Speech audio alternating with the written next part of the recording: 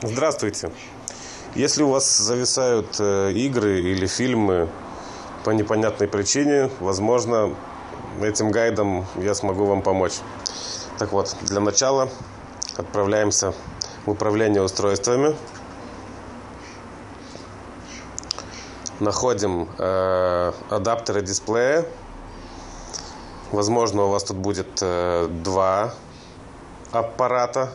У меня вот интегрированная видеокарта Intel. Я ее отключаю, и вы также отключите ненужную карту. Тут будет функция «Выключить». Так это и оставляем. Выключено. Дальше идем в настройки питания.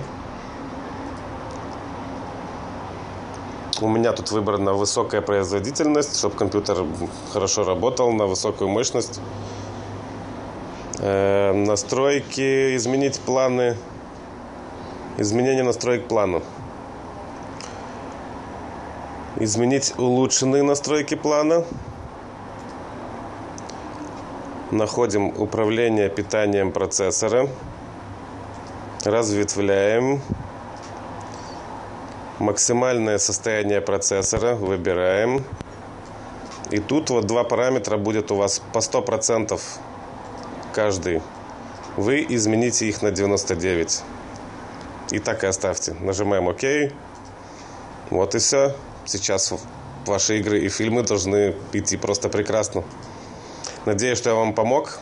Если помог, пожалуйста, подписывайтесь. И всего вам доброго.